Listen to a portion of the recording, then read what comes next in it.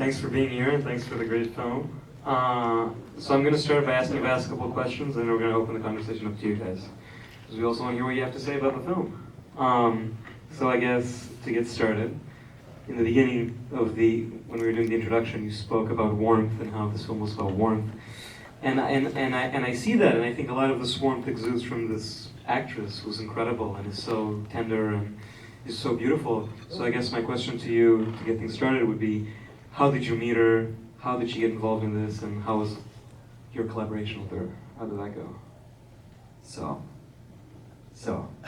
she's an actress. So I think because it's my third film, and I often work with a mix of non-professional and professional actors. And I can imagine if I would have had much more time, I would have gone out in the streets of Brussels and just found this woman. I mean, I know these women, but I couldn't immediately see one of them as actually holding up an entire film. So I felt that I was in need, also because of the many restrictions we had, to find an actress.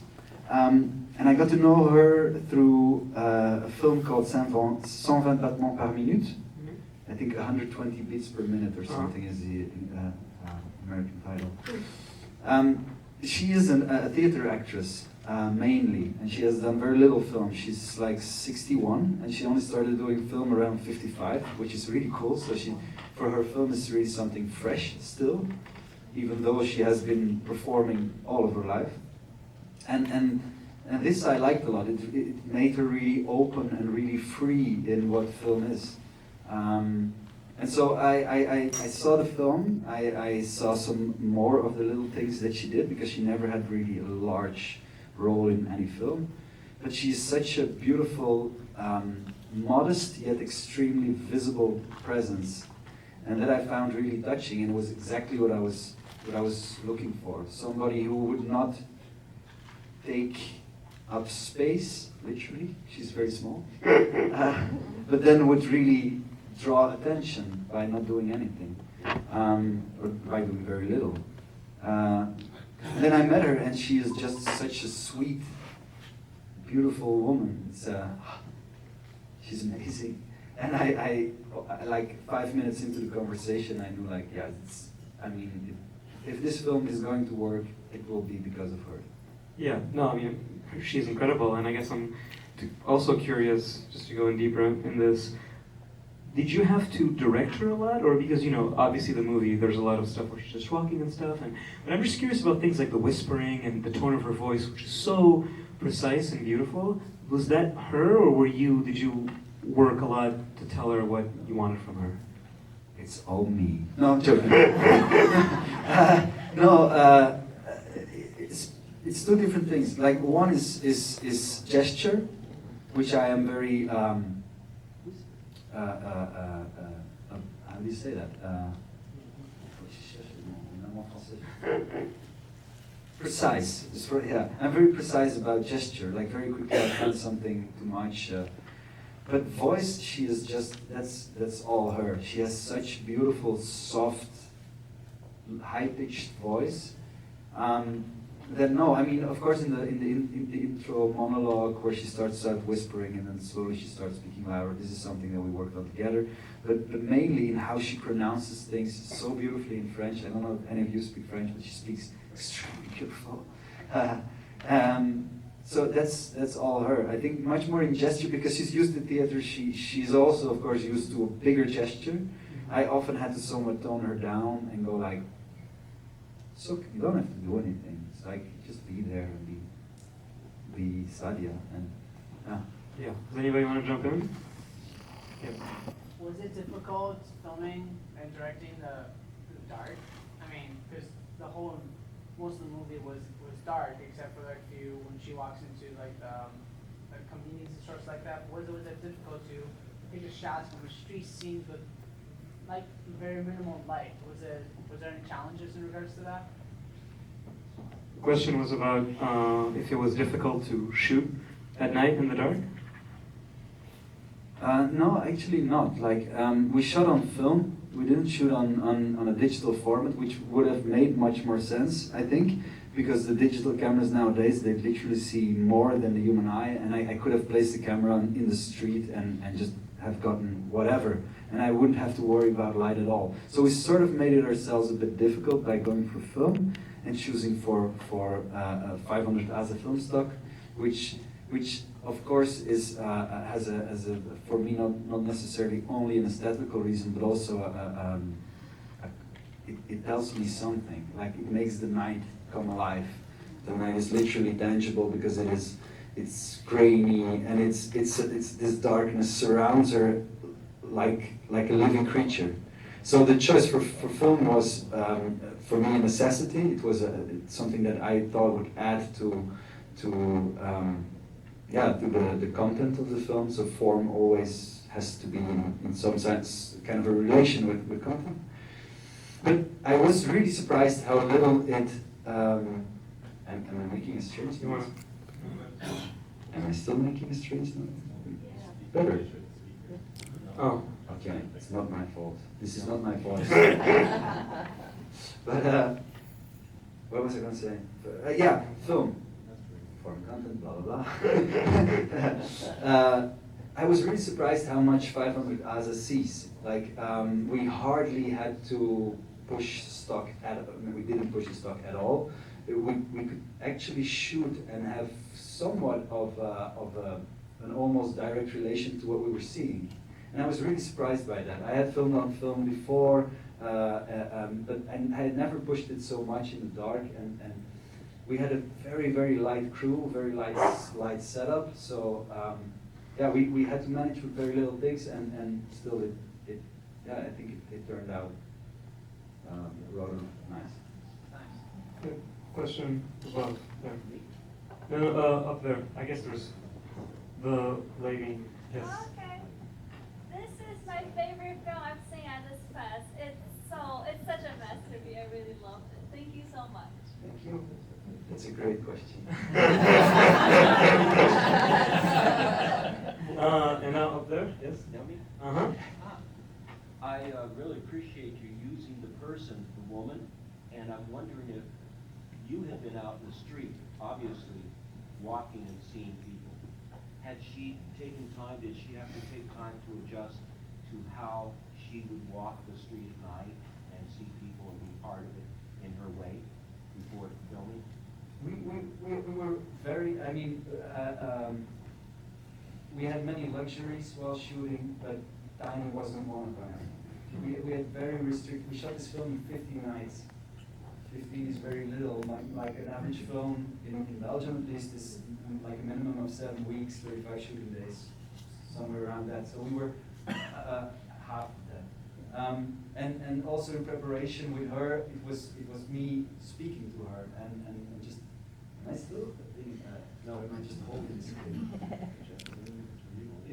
Is the what are these working? This one is not working. I'm just holding it. It's fine. Oh, okay.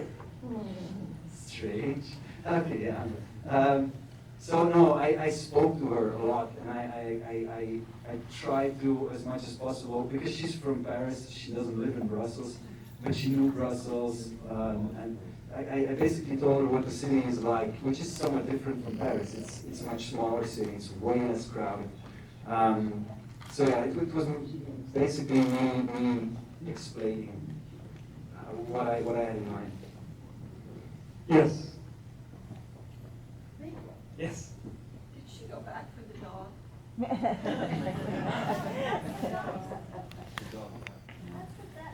That's the Batman. That's the Batman. No, the Batman, the homeless guy.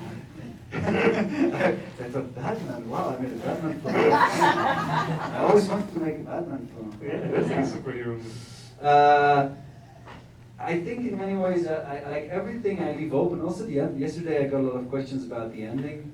I think if there are things that I want to make clear, I would have made them really clear. And I think all these things that I leave them open because I have the feeling that if I would close them down, they would diminish somewhat the power of the film. And so what happens exactly with this mysterious escape of the dog? Yeah, for me it adds to this somewhat dreamlike state that the film is in. And I could tell you what my entree into this scene is, but I think it would diminish how you have seen it. So I won't. So many questions. Yes. Yeah. What started you on this? Was it the place or the person or the idea or? Really the person. Like I have made a film before this one, which is called Hellhole. Great name. It's also a film about Brussels, and it's basically Donald Trump spoke about Brussels as being a hellhole, and me being from Brussels, I was upset. No, I mean, I was not personally insulted, but I made a film about how complicated a city like Brussels really is, because it is a very complicated city. We don't even have a communal language. Already this is, it creates a rather large distance between me and the other. And so this film I made, my second film, Hellhole, it took me to places and people in Brussels that I felt I didn't know enough. And while finishing it, I spoke a lot because I was working with young boys, who mostly are from Northern African descent. And I just realized that I had somewhat forgotten the character in my film, and that was their mothers. Their mothers were these really beautiful people that I had some preconceptions about, and I was constantly proven wrong. I assumed that they would be these timid, somewhat subdued women who clean up the house, which is totally not the case. They are really strong women. They have an entire world that is a difficult world, and that often floats a bit between the place they live in and their origins. And this in contrast with their children who are born here, raised in, not here, but in Brussels, born and raised in Brussels, and are very much rooted in the city, and they somewhat float. And I just really got intrigued by these women and who they were, and I felt like, yeah, I have to make a sort of an appendix to this film, Hellhole. I mean, of course, it became much more than just like an appendix, I hope. But yeah, I just had to work around this character, and I just wanted to make her visible. These are women that are visible in the streets, but they are definitely not visible in what is our visual culture. They don't exist in films, at least not in Belgium. They don't exist in films, and if they exist in films, they are often the mothers of terrorists or whatever. And I found this really disturbing. So yeah, just to render her visible, this was my main goal as a human being, and not as a narrowed down identity. Yes. Yes. With very little exception, there was no background music in the film. What were you going for there? The question was about the lack of background music. Yeah. This is the first film ever. I made 3 films, and in my first 2 films, there's no music at all. There is only the use of sound. I mainly work with soundscapes and building sounds from things that you can actually that are very concrete. I don't go into this drone-like abstract things. I really use sounds, everyday life sounds, to create something of a sort of emotional undercurrent to a film. And here I for the first time ever, I decided to use music because I really felt that I wanted to make a sort of, it sounds really corny, but like a sort of a warm bath that you would step into. And the music sort of helps you to just go under and to accept this very simple journey. And I don't know if it necessarily works for everybody like that, but that was how it worked for me. And for me, this is a lot of music. Do you have time for one more question? Perfect. Me? Yes. Okay, and that's funny she would say that because one of the things I was gonna comment on was how beautiful the music was. But I think in American film, we're so used to being bombarded with music from beginning to end that, you know, yours was subtle, but it was lovely. And the film just captured for me how brave and compassionate this woman was. You know, getting off. I've done this. I've fallen asleep in a snowstorm and got off at the end of the train.